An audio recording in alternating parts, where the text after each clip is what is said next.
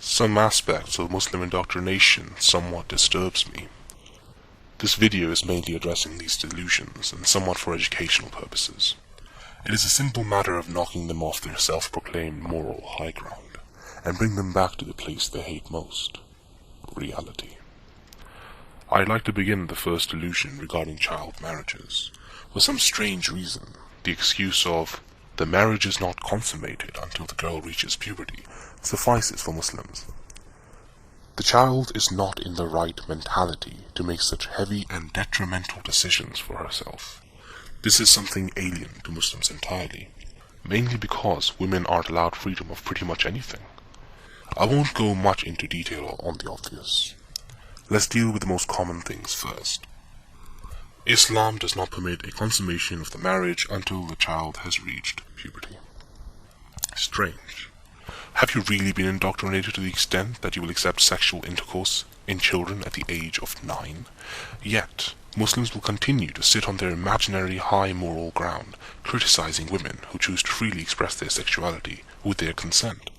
The importance I'd like to focus most on is consent and the ability to make an informed decision due to mental maturity.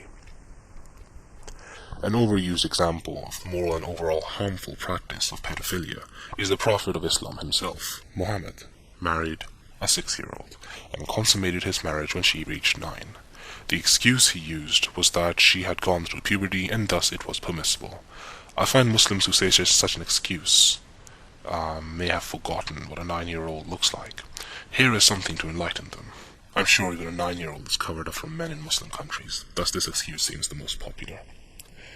Number 2. Slavery is not allowed in Islam. The fact we don't have slaves now is proof of that. The fact Islam has gone into an intellectual dark age from which it still has to free itself from is proof of something as well. But sticking to the main point at hand, slavery is allowed in Islam. Muhammad had many slaves. There are hadiths primarily on slavery. What Muslims don't tell you is that Muslims were taken mainly from wars. It was a practice which existed before Islam was born, and it was continued with Islam as well. The only reason why there are no slaves, or none that are made public as such, is mainly because Islam cannot win any wars, even if it tried. The old concept of one-on-one combat is long since been eradicated since the development of weapons which can be deployed from afar. Number 3. Apostasy. Any information is wrong which makes us look bad. Muslims are defensive of their religion. They should be. A minor scrutiny of it demolishes it instantly. Apostasy is often a hot topic in criticism of Islam. Muslims have no excuse for this. They simply dismiss any negative criticism of Islam as a lack of knowledge. It's equivalent to the Church dismissing Galileo's claim of the earth revolving around the sun without even looking at the evidence. This is a disease born from faith.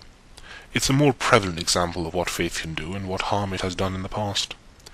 My video regarding religious morality answers what the penalty is for apostasy quite clearly.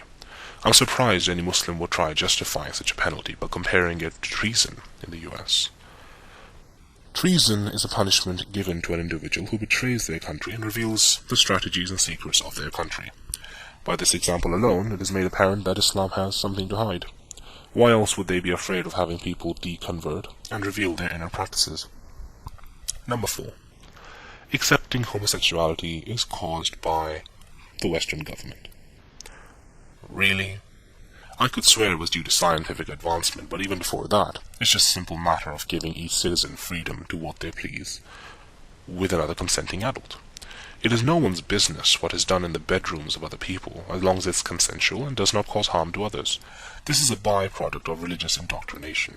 The condemnation of homosexuality is a prevalent example of why people associate hate with Islam.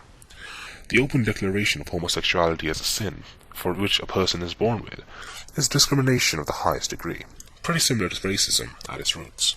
In the sidebar are some links for those who wish to indulge themselves in the scientific advancement of our understanding behind homosexuality, instead of living behind the false pretense of a desert myth. Number 5. We aren't missing out on a whole lot. Are you kidding me? Didn't Muhammad himself say, "The world is a prison house for a believer and a paradise for a non-believer"? My request to Muslims would sincerely be to stop lying. or stop trying to sugarcoat a disease as being a good thing. It's equivalent to telling an amputee that it's good that their limb is gone. Think of all the sin they can't do now. Thank you for listening.